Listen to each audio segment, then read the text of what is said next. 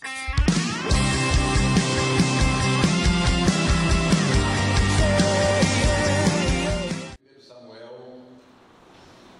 7, de 2 a 4.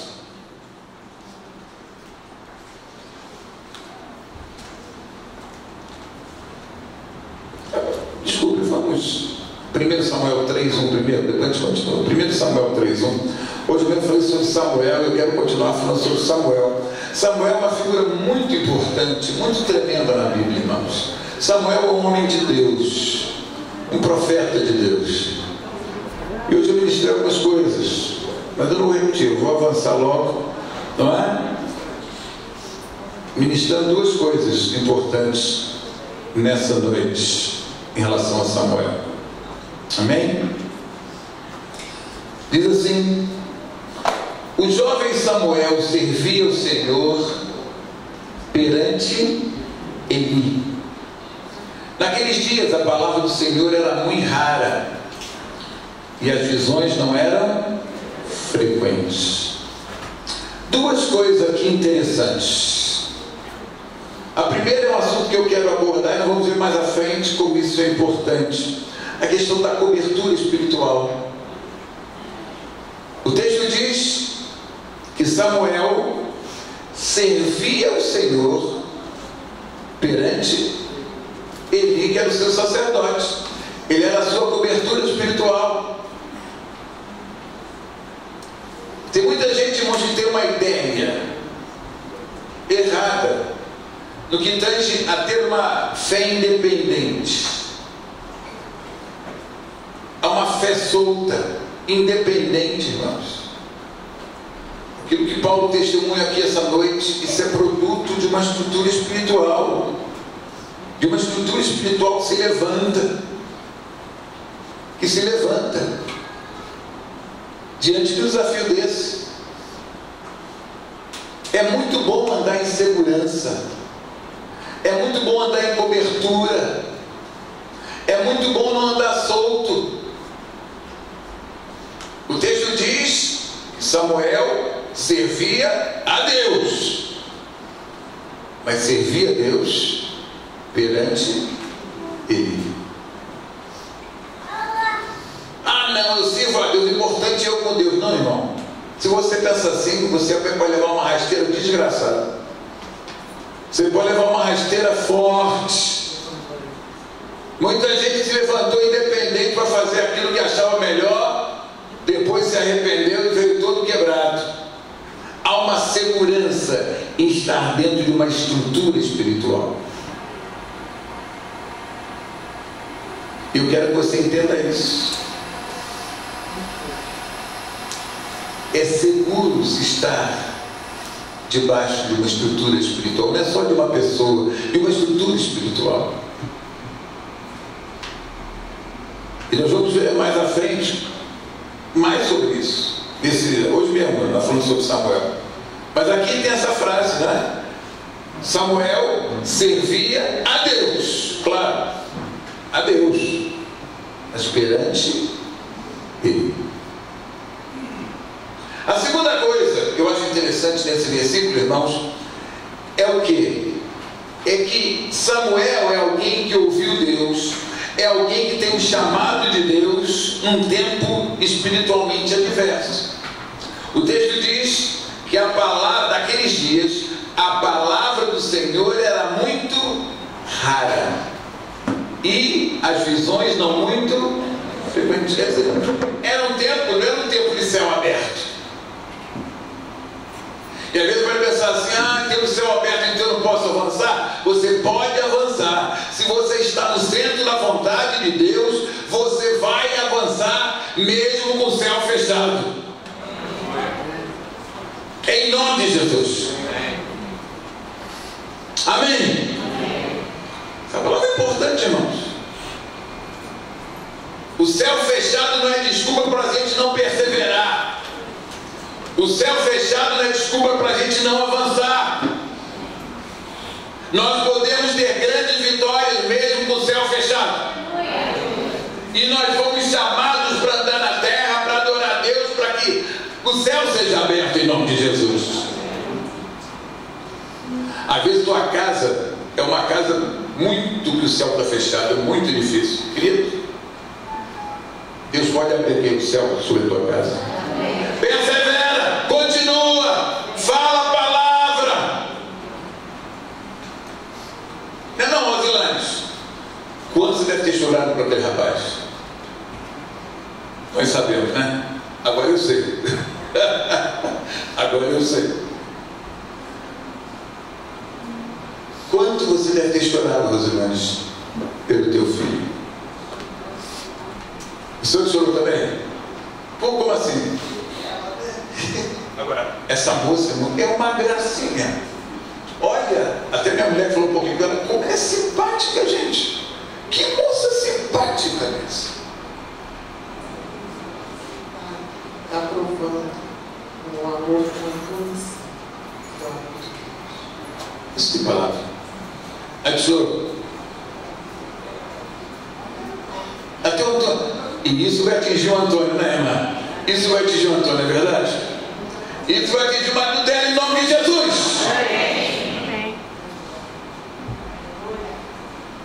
Irmão, céu fechado não é justificativa para não avançar em Deus.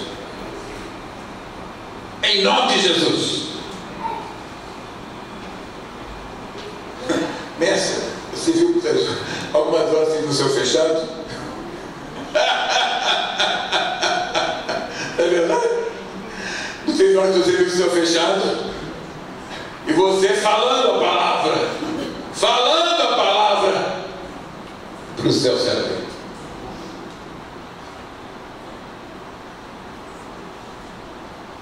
Eu creio que essa lição é muito importante nessa noite. Não existe nada que Deus não possa mudar. Não existe circunstância que não possa ser alterada pela fé, por uma palavra de fé, em nome de Jesus. Vamos continuar?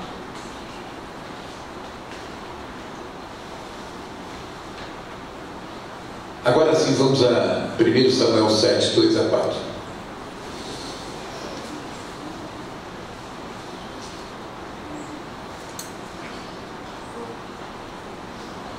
Pensa lá. Mudou de DJ? Hoje é DJ nova? É? Vamos lá. Sucedeu que desde aquele dia a arca ficou em Kiriat-Jearim. E tantos dias se passaram que chegaram a 20 anos. E toda a casa de Israel dirigia lamentações ao Senhor. Falou Samuel a toda a casa de Israel, dizendo: se é do vosso coração que voltais ao Senhor, tirai dentre vós os deuses estranhos e os astarotes, e preparai o coração ao Senhor, e servi a ele só, e ele vos livrará das mãos dos filisteus. Então os filhos de Israel tiraram dentre si os baalins e os astarotes, e serviram só ao Senhor. A arca, irmãos, a arca era uma caixa que andava no meio do povo de Israel. E ela simbolizava o quê? A presença de Deus. Eu quero pensar um pouco com vocês sobre a arca, porque a arca, ela rodou. A arca nem sempre ficou no meio do povo de Deus. Nós vamos refletir isso aqui. Aqui tem uma lição muito poderosa, porque eu tenho aqui duas lições essa noite que eu quero que você guarde em relação a Samuel. Samuel é alguém que é uma ótima cobertura espiritual, mas Samuel também é um cara que quebra com a religiosidade. Eu vou dizer por quê, vou mostrar por quê que Samuel quebra a religiosidade. Vamos lá? Vamos lá aqui no 4:4, primeiro. O povo tinha perdido. Os filisteus tinham vencido o povo de Israel. Não é? E verso 4:4 diz: mandou, pois, o povo trazer de Siló a arca do Senhor dos Exércitos, entronizada entre os querubins. Os dois filhos de Eli, Ofni e Finéias, estavam ali com a arca da aliança de Deus. Agora, interessante, A arca foi levada pelos filisteus. De repente ela volta, ela agora vem para o meio do povo de Deus. Mas o que acontecia? O coração daqueles líderes, daquele povo, não era um coração certo. Não era um coração certo. Mas a arca é trazida. Mas olha o verso 10 e 11. Vamos lá, no capítulo 4. Então pelejaram os filisteus, Israel foi derrotado, e cada um fugiu para sua tenda. Foi grande a derrota, pois foram mortos de Israel 30.000 homens de pé. Foi tomada a arca de Deus e mortos os 2 filhos de Eli, Ofni e Finéias. Olha aqui. Eles pensaram assim: a arca, estando aqui, a vitória é certa. Mas a arca, irmãos, era um símbolo. A arca não era a presença de Deus. A arca simbolizava a presença de Deus. E a gente, às vezes, na nossa religiosidade, parece que é muito mais fácil a gente ter coisas nas mãos, dizendo que aquilo significa espiritual, e a gente não tem uma vida espiritual condizente com aquilo que a gente crê, que aquele objeto, aquela coisa vai trazer benefício para a gente. O povo pensou assim: não, traz a arca que está tudo resolvido. E vem os filisteus e derrotam eles e matam de uma só vez 30.000 pessoas, com arca e tudo. Mas a arca não estava lá? Estava. Mas a arca sem obediência é uma caixa. A arca sem santidade é uma caixa. Aleluia. Amém. Irmãos, quando Deus manda o povo judeu botar o sangue na porta, naquela 10ª praga, na verdade, para que quando o anjo da morte passasse, não entrasse naquela casa e não matasse o primogênito, o segredo não estava no sangue do animal na porta. O segredo estava na obediência. Põe um sangue na porta lá da tua casa e vê se sempre você vai ser livre. Só porque tem um sangue na porta. Aquela obediência que protegeu aqueles homens. O que eu quero falar, irmãos? Samuel, e você vai ver mais na frente que ele veio para quebrar. Isso é religiosidade. É muito mais fácil botar uma imagem, uma coisa, um objeto lá para dizer estou protegido, do que buscar Deus, do que jejuar, do que orar em línguas, do que adorar a Deus, do que ler a Bíblia.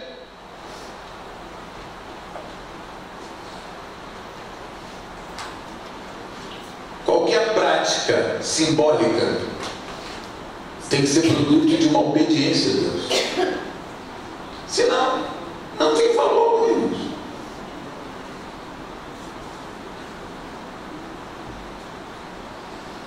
Amém? Amém. Estão entendendo? Aleluia. Isso aqui é sério, gente.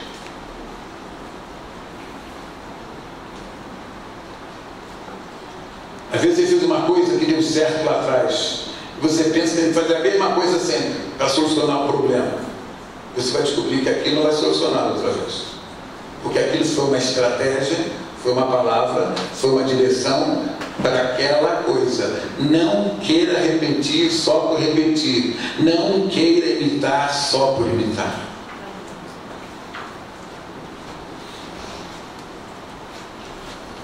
O que acontece com a arca? Vocês vão ver que a arca foi tomada. Agora, quer ver uma coisa interessante? Vamos pensar na Santa Ceia. Vamos pensar na Santa Ceia. A Santa Ceia, irmãos, é um ato profético. A Santa Ceia é um memorial. Não está aqui, como é que estava? O valor não está no pão e no vinho. O valor está no simbolismo. Mas o simbolismo só tem efeito se você tiver uma vida certa. Quer ver? Vamos lá. Em 1 Coríntios 5, 6 e 7. 5, versículos 6 e 7. Pimento, cara. Que isso? Desculpa. 1 Coríntios 11, 28 e 29. Desculpa. 1 Coríntios 11, 28 e 29.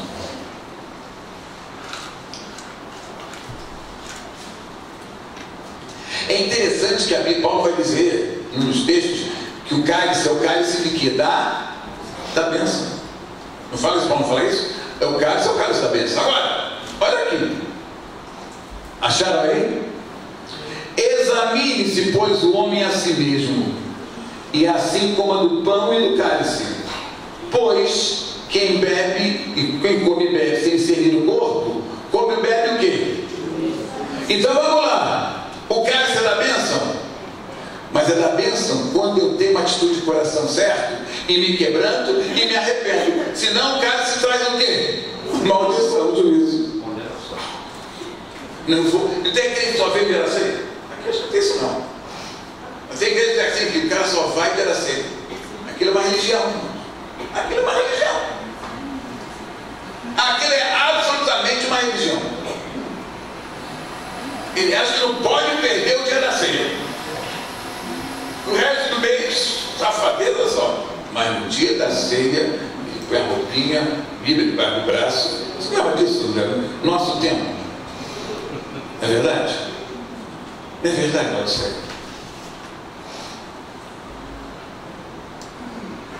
Vocês estão entendendo? O pão e o suco de uva, sei lá o quê, não tem nenhum poder se não for acompanhado de arrependimento, de exame de vida, de pedir o seu perdão dos pecados, de tratar os pecados. Senão, ao contrário, aquilo pode trazer juízo, aquilo pode trazer o contrário da bênção. Então, irmão, nós temos que tirar a religiosidade da nossa vida. Aquilo ali é o símbolo. Amém. Mas pode apagar a luz que o fogo come aqui, irmãos. O segredo não está na luz ali. Aquilo é o símbolo. Amém. Não é errado você usar símbolos. O errado é você botar nos símbolos algo maior do que o símbolo representa. O símbolo, ele tem valor quando sua vida busca Deus de verdade. Quando você quer Deus de verdade. Quando você se coloca diante de Deus de verdade. Aí os símbolos fazem, pega o sofá. Só porque toca o sofá, Deus vai chegar? Senão é só um berrante de boi, de vaca.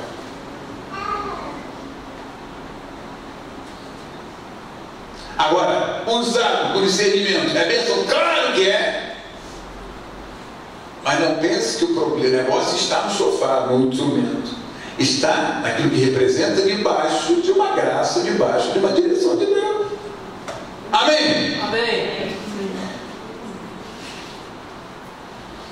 Eu creio que esse assunto aqui é muito sério. É muito importante.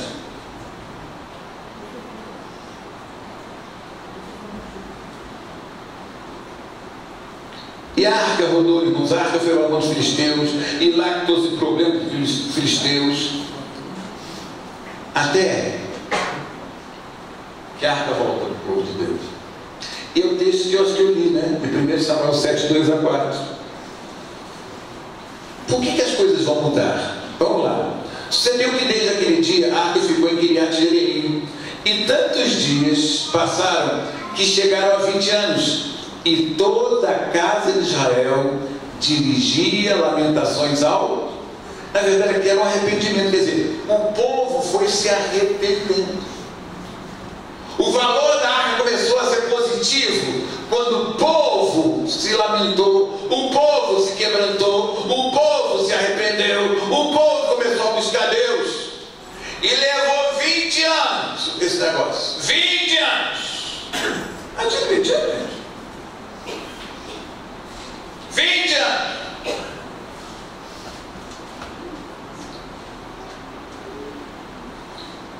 Agora, Samuel vem para quebrar a religiosidade. Olha o verso 3. Falou Samuel a toda a casa de Israel, dizendo: se é de todo o vosso coração que voltais ao Senhor, tirai dentre vós os deuses estranhos Astarotes, e preparai o coração ao Senhor, e servi a Ele só, e Ele vos livrará das mãos dos... É muito fácil fazer uma caixa, uma arca, e dizer: agora vamos vencer os inimigos.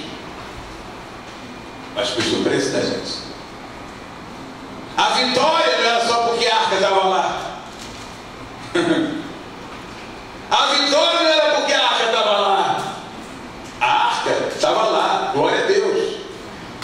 Mas para acompanhar a arca tinham que ter atitudes muito mais profundas diante de Deus. Vocês estão entendendo? A igreja às vezes vive num sincretismo, procurando coisas para dar solução aos seus problemas, para vencer os seus inimigos, porque o povo não quer pagar o preço, né, irmãos? O povo não quer pagar o preço, né? É mais fácil ter um objeto em casa. Pode ter a vida que quiser, mas tem lá meu objeto. A arca voltou, mas só a caixa, só a arca não levava o povo à vitória. Amém? Estão entendendo essa palavra? A caixa estava lá, representava a presença de Deus, glória a Deus. Mas o que Samuel fala? Primeiro, se é de todo o vosso coração que voltar ao Senhor. Irmão, não adianta voltar pela metade. Por favor, gente. Deus quer tudo. Deus quer um posicionamento total, profundo da tua vida. Deus quer. Não é pela metade. Sem voltar. De todo o vosso coração. De todo o vosso coração. De todo o vosso coração. Se tem alguma área na tua vida que já está pegando, se acerta diante de Deus. Se acerta diante de Deus. Amém, gente? Amém. Segunda coisa. Não é só voltar assim, eu quero Deus. Mas tem coisas que tem que deixar. Aí que eu acho que é mais difícil. Porque querer Deus até quer. Eu quero Deus. Aí Deus fala, então me entrega isso. Deixa isso. Não faz mais isso. Renuncia a isso. Deixa os deuses. O que é deixar os deuses? Deixa aquilo que, de certa forma, ocupa o lugar de Deus na tua vida. Se o Botafogo ocupar o lugar de Deus na minha vida, ele é um Deus. Eu sou Botafogo. O Flamengo nunca ocuparia o lugar da minha vida.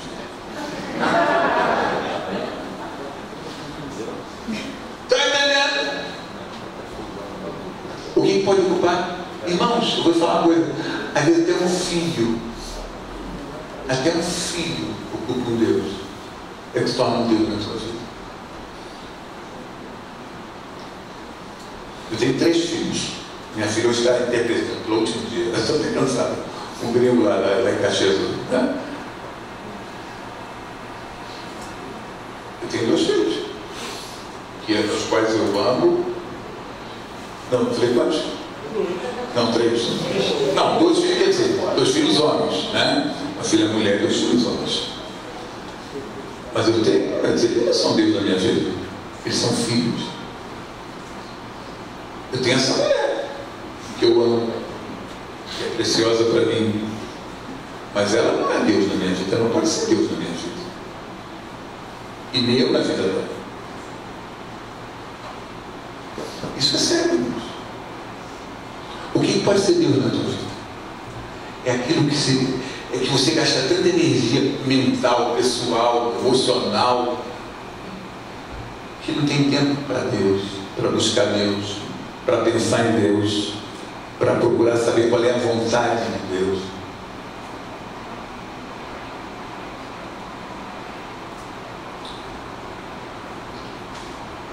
Ele fala, tira os deuses estranhos e tira o Astarote. Fui pesquisar sobre Astarote, irmãos. Aquilo que eu achei muito interessante, que Astarote era um deus que no culto a ele tinha questão sexual. A questão sexual era muito forte na questão dos Astarotes. E eu creio que a questão sexual é um pecado, né? É um pecado proeminente na sociedade que nós vivemos. Tratar da questão sexual, deixar as práticas safadas, erradas na questão sexual. Só me deixar, irmãos. A gente ouve cada história, irmãos. Cada história. Cada história. Cada história. Cada história.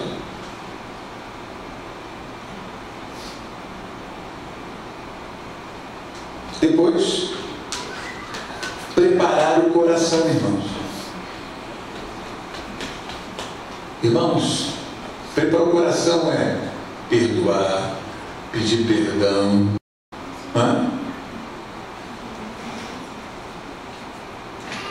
se acertar,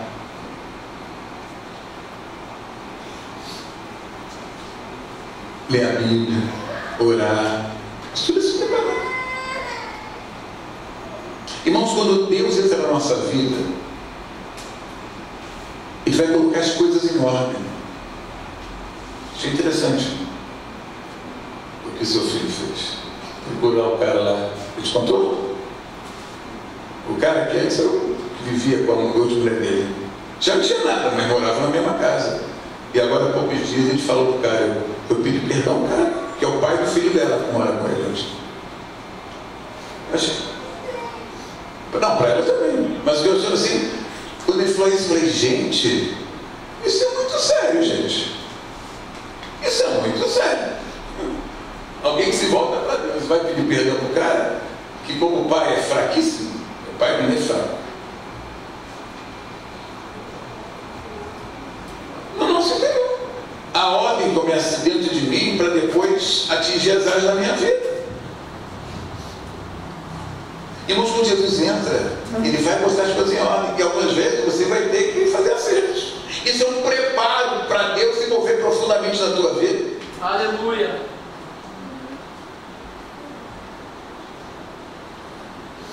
O pastor Danias também fez algo parecido, né?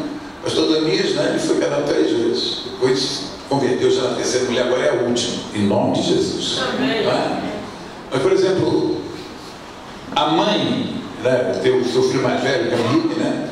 Um dia ele se relaciona com o marido dela hoje, né? A mãe do filho dele, hoje se relaciona e tal.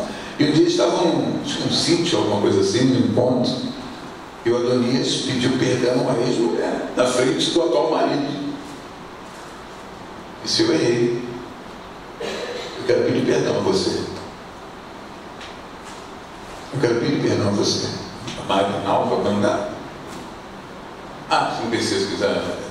Acho que é Marinalva. Não é? Como é que é o nome, Flávio, daí? É Marinalva, sei lá. Foi assim, parece. Ele pediu perdão. Estava ele, a Ana e o casal. Ele pediu perdão. Isso, irmãos, é se preparar para o grande mover de Deus na vida. Preparar fala de acertos, de restaurações, também de buscar Deus, de orar, de jejuar, de ler a Bíblia, de adorar. Isso tudo faz parte, irmão, do preparo. Não adianta só uma arca, irmão. Vamos dizer, vou usar só isso aqui. Um símbolo tremendo. Tudo bem, mas botar isso aqui, eu estou vivendo na safadeza, adianta isso aqui? É só gastar luz. Acabou. É só gastar luz, gente. O óleo, exatamente, pastor. O óleo de. Eu tenho um óleo ali em casa. Um óleo que ungiu foi o Billy Graham. Irmão, cuidado, gente. Isso não muda. O que muda? Uma direção dos óleos de tem que chegar, às vezes eu uso óleo, às vezes eu não uso. Às vezes eu fico assim, pega óleo. Tem horas que eu olho sem óleo, eu óleo, o ministro sem óleo. Para não achar que a questão está onde? No óleo, claro que ele é um símbolo. E há horas que eu sinto de Deus de usar o símbolo. Mas não é o símbolo que faz, é a obediência. Amém? Amém.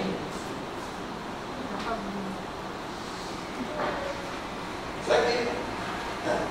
Pô, isso aqui parece que era uma baladinha.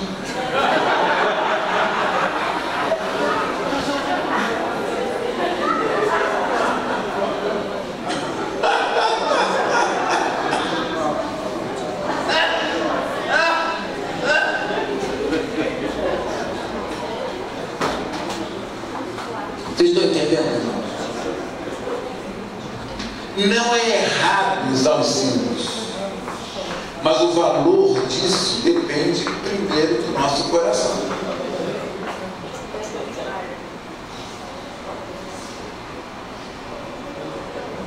Mas é mais fácil uma lâmpada daquela em casa e viver na safadeza? É mais fácil botar aquele negócio em casa, muito bonito. Nós temos que ter ligado, quer funcionar o quê? Nosso quarto tem? Tem não? Tem não? Ah, na sala, tem na sala. Tem lá na sala. Glória, imagina ficar louco.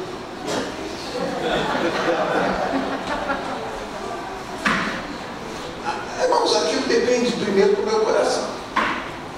E me acertar com Deus, e ter vida com Deus, é a minha obediência a Deus. É isso, irmãos, que vai mudar as coisas.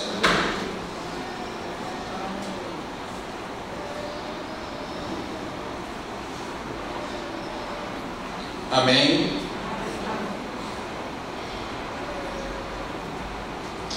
E olha a promessa de Deus. E descobrir depois servir a Ele. Não, servir a Deus é coisa séria.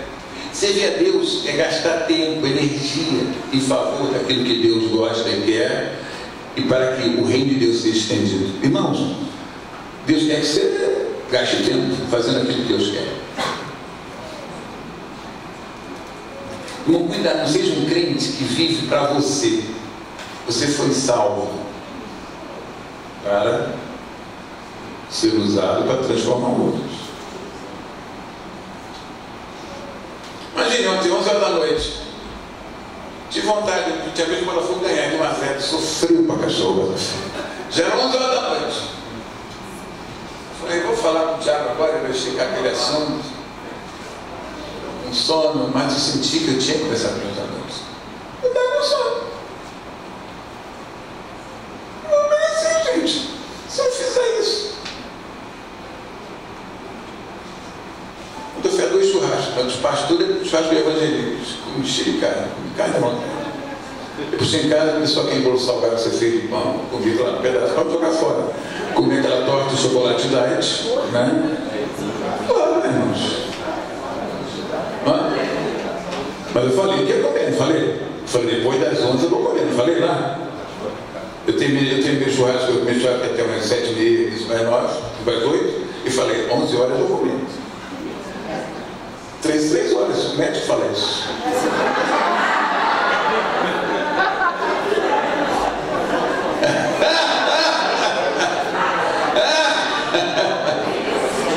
O que foi?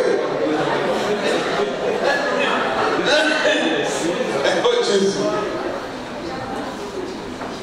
Meus irmãos, agora quem ganhou? Você acha que foi o casal lá? É legal ver o gabinete da internet, meu tablet aqui. É legal, às vezes vocês estão ali me ouvindo, conversando. Daqui a pouco, recebe, agora, receba a gente, Santo. Olhei, daqui a pouco, fala, tchau, vai falando. Daqui a pouco ela parava e falei, vai falando, ela. E vai falando, ela. Meu coração está disparando. Tem, isso tem mais, vamos dizer, tem recompensa maior do que esse? Tem nada, gente. Tem nada.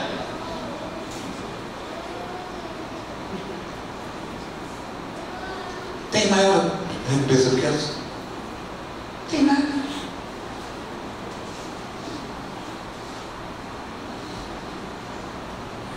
Servir, irmãos, é gastar tempo, é gastar energia, é gastar dinheiro por causa do reino de Deus. Servir a Deus custa, irmãos. Servir a Deus custa. Amém? Mas há uma promessa. E Ele vos livrará das mãos do inimigo, dos filisteus. Agora vamos para terminar 7, de 5 a 15. 5 a 17. 5 a 15, desculpa. 5 a 15. 5 a 15, desculpa. Eu quero terminar com esse texto, que é grandinho, né? Só não foi tão animadinho, não, pode demorar um pouco. Eu falo assim, último texto, pessoal, pensa que é um versículo, né? Aleluia! Vocês estão muito bom para essa hoje, né, irmãos? Sopa hoje. É tão bom. Tem sopa? Ah, a sopa lá na rua? Voltou a sopa. A sua palavra voltou, na minha rua voltou. Essa semana eu fui lá, não foi? Fomos. Mas depois tirou dor de barriga. Você teve dor de barriga, não foi? Não foi?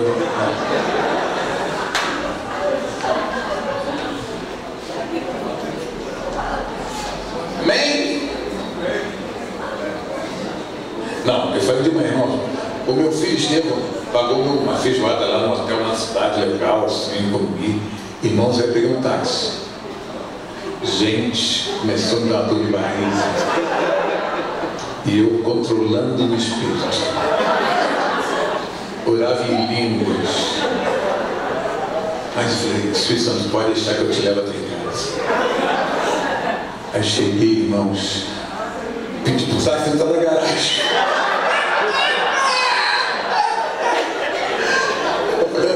Queria deixar assim em cima, né? Para subir a escada. Depois subir a escada, pode mudar do direito, né? Eu falei, por favor, a porta da garagem estava aberta, por favor, me leva na porta do elevador. Me levou lá pertinho do elevador. Subi, já foi abrindo já os cintos. Foi abrindo os cintos. Mas deu tempo, gente.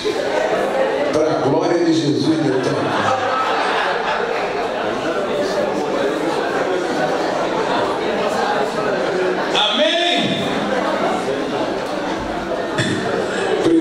Samuel 7, 5, 15. Amém. Não, tudo em barriga é uma coisa muito ruim, não? Eu fiquei até com medo. Aí quando chegou o taxista, aqui tem um banho, eu falei, não tem banho não.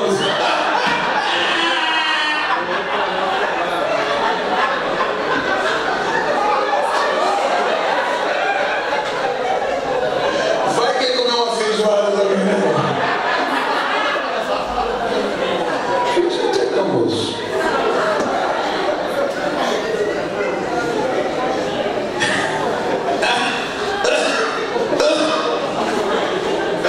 Vamos lá, queridos. 1 de Samuel 7, 5 a 15. O bom daqui é que a gente pode contar essas coisas, né? E não perde a espiritualidade, né? Quem foi logo sério? Isso perde a espiritualidade? Não, né? Ah, entendi.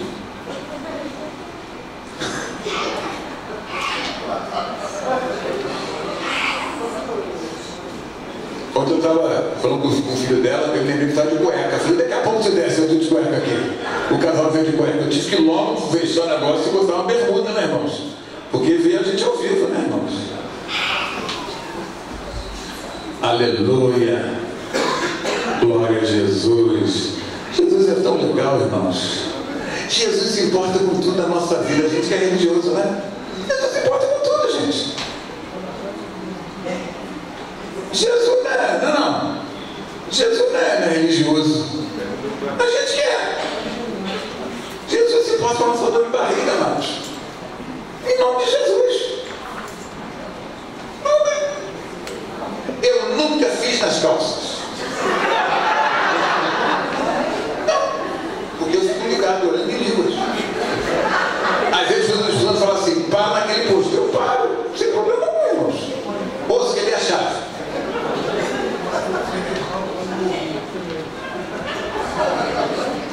Amém? Vamos ao 1 Samuel 7, 5 a 15. Vamos lá.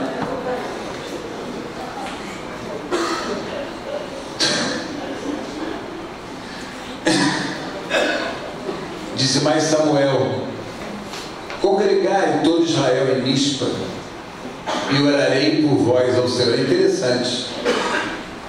O povo agora está se quebrantando. E agora ele, como cobertura espiritual, ele diz assim: eu vou orar por vocês.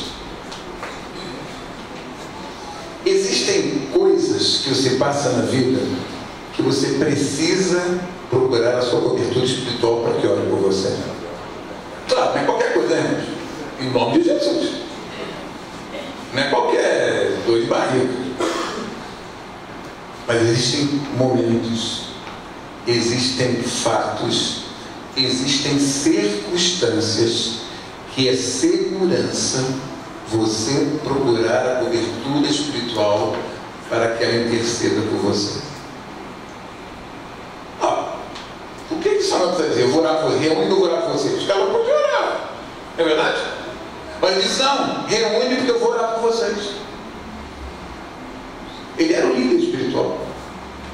Eu vou orar por vocês. O tempo é um tempo de restauração, um tempo difícil, um tempo de guerra.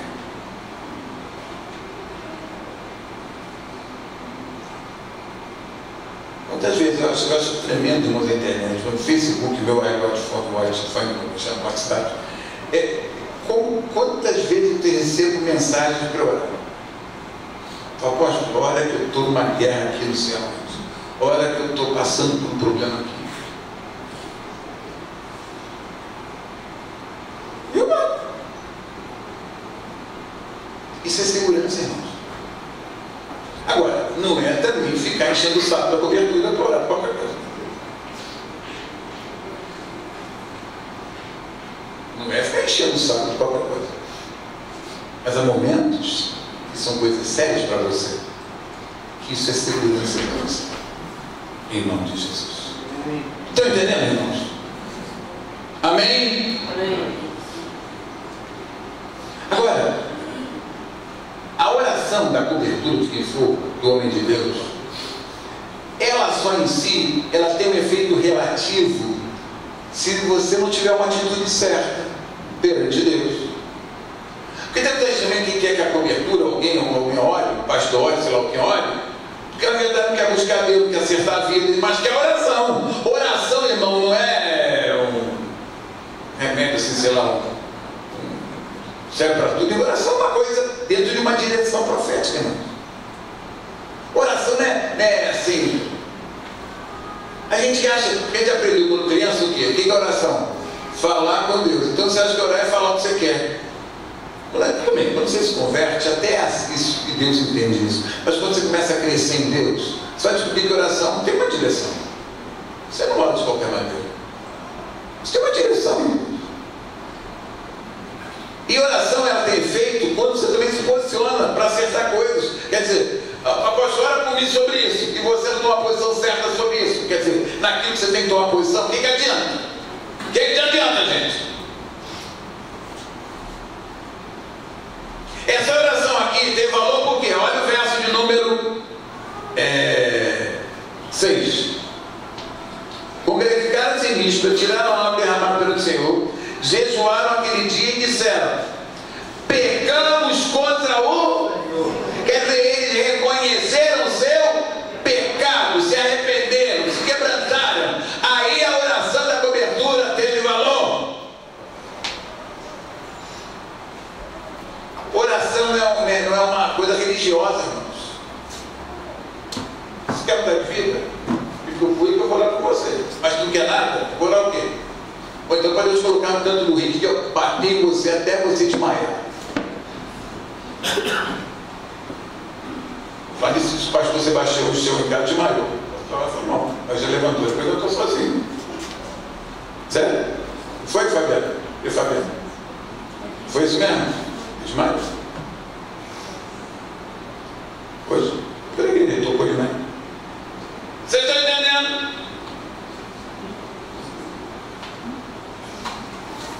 Está entendendo esse princípio, irmãos? Oração não é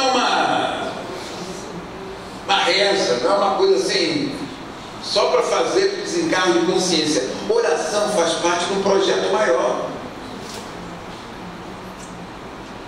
A oração efetiva é quando você entra numa rota de obediência, gente. Quando você entra numa rota de obediência.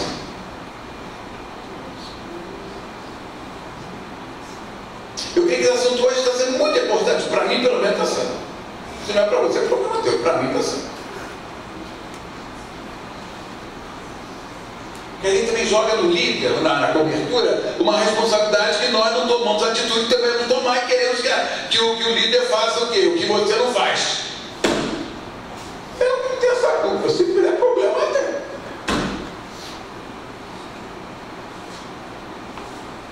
Vamos lá. O verso 6. Isso trouxe cura. Verso 7. Quando, pois, os filisteus ouviram que os filhos de Israel estavam congregados em Mispa, claro, ouviram que Pedro está buscando a Deus, jejuando, né? Se quebrantando.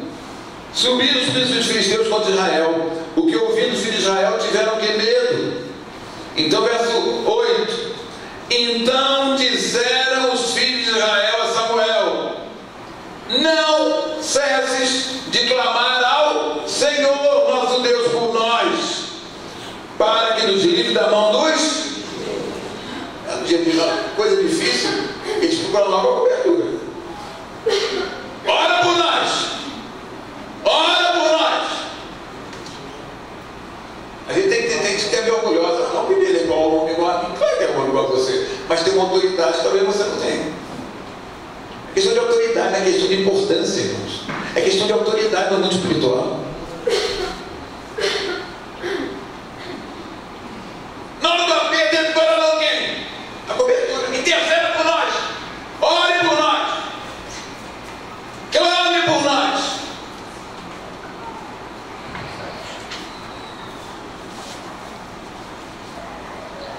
Verso 9: tomou, pois, Samuel um cordeiro que ainda mamava e o sacrificou em holocausto ao Senhor. Interessante. Ele antes de clamar, ele sacrifica. Ele antes de clamar, irmãos, ele sacrifica. Ele paga o preço.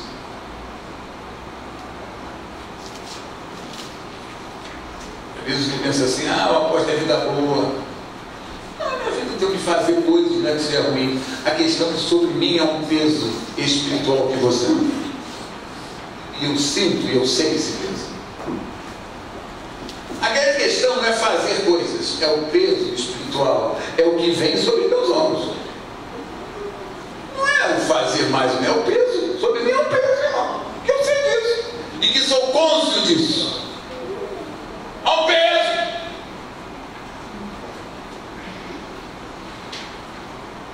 Sobre essa mulher também é um peso. Além de mim, peso de vocês. Entenderam? É um peso. E se eu não tiver vida com Deus? Se eu não orar em mim? Se eu não jejuar? Se eu não ler a Bíblia?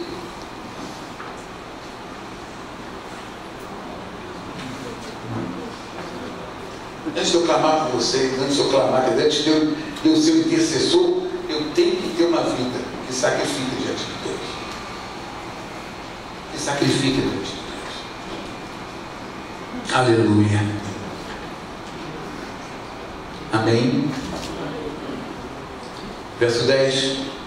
Enquanto Samuel oferecia o holocausto, os filisteus chegaram à peleja contra Israel. Mas aí, irmãos, agora não é apenas a caixa que está lá. Não é apenas a arca que está lá. Agora é um povo quebrantado, um povo arrependido, um povo submisso. O que acontece? Mas trovejou o Senhor aquele dia com grande estampido sobre os filisteus, e os aterrou de tal modo que foram derrotados diante dos filhos de Israel. Isso aqui é tremendo, irmão. A vitória veio. Não pela caixa, não pela menorá, não pelo sofá só, mas para um povo que se quebranta e se arrepende diante de Deus. Um povo que se submete diante da sua autoridade espiritual.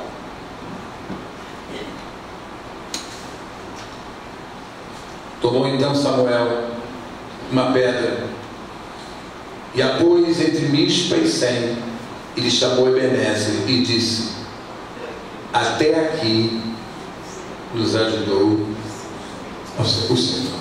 Eu amo essa frase. Irmãos, vamos pensar aqui na casa do Paulo, na Mércia. A experiência que ela teve, que eles tiveram, tem que ter um memorial diante de Deus, para que eles não se esqueçam do que Deus fez. Sabe por que, irmão, nós nos esquecemos fácil dos benefícios de Deus? O salmista pergunta assim: que darei ao Senhor por todos os seus benefícios para comigo? Há experiências na vida que tem que provocar em nós uma gratidão eterna. Há experiências na vida que tem que produzir em nós uma gratidão eterna. E quando Samuel põe aquele memorial, é para o povo se lembrar, até aqui, o Senhor fez coisas tremendas. O Senhor nos ajudou, em nome de Jesus.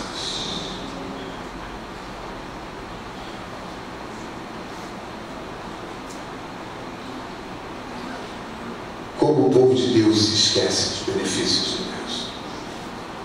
Quantas pessoas, né? Vamos pensar nos 10 leprosos, né? 10 foram curados, mas só um voltou para apresentar um memorial diante do Senhor. Só um voltou. 9 foram viver a sua vida. 9 foram viver a sua vida do jeito que queriam viver. Só um voltou para estabelecer um memorial diante do Senhor Jesus.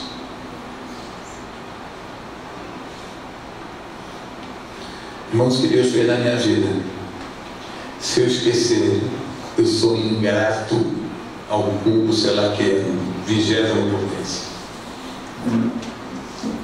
Se eu esquecer daquilo que Deus fez na minha vida, vejo hoje minha família, vejo meus filhos, vejo a igreja. Irmãos, eu não prestava, eu era superficial, eu era vazio. E Deus fez algo na minha vida que mudou a minha sorte.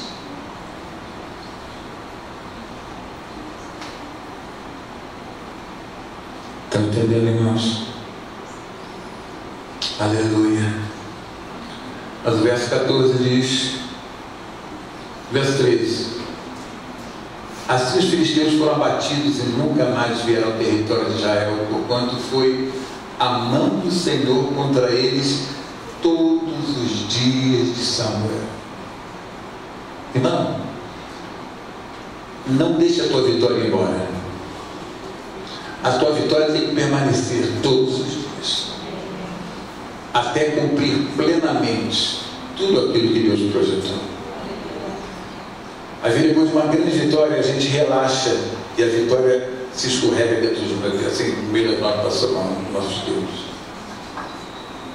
A gente não pode brincar.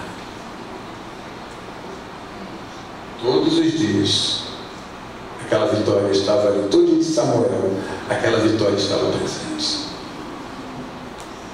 E mais, verso 14: as cidades que os filisteus haviam tomado a Israel foram de quê? Destruídas. Desde Ecrom até Gate, até os territórios delas, arrebatou Israel das mãos dos filisteus, e houve paz entre Israel e os amorreus. Duas coisas tremendas aqui: houve restituição e houve paz. Aleluia. Mas, irmão, não foi a caixa, não foi o óleo ungido, irmãos. Deus pode usar a caixa, Deus pode usar o óleo ungido, Deus pode usar o que Ele quiser, mas é Ele. É Ele. É Ele. Irmãos, a gente se preocupado que tem gente nas igrejas atrás, eu não vou falar aqui porque eu não quero, né? Mas atrás de coisas, achando que aquilo que vai dar sorte para a vida delas. E não querem ter vida com Deus, não querem orar, jejuar, não querem, né, se arrependerem, fazerem os acertos necessários e querem que as coisas aconteçam. Não, peraí. Pode ter tudo aquilo, mas junto com aquilo tem que ter arrependimento, quebrantamento, obediência e santidade, em nome de Jesus. Amém? Não adianta botar a Bíblia no Salmo 91 na tua sala. Pode botar, não. É errado botar, não, não vai trazer para a tua vida, para a tua casa, o que tem que fazer. Irmãos, é o teu coração. É o teu coração.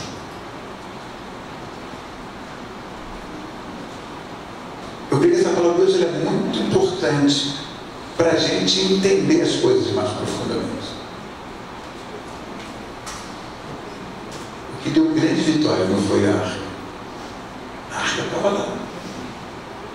Mas foi o quebrantamento, a obediência e a santidade. Amém, igreja de Jesus? Amém. Entendeu essa palavra essa noite?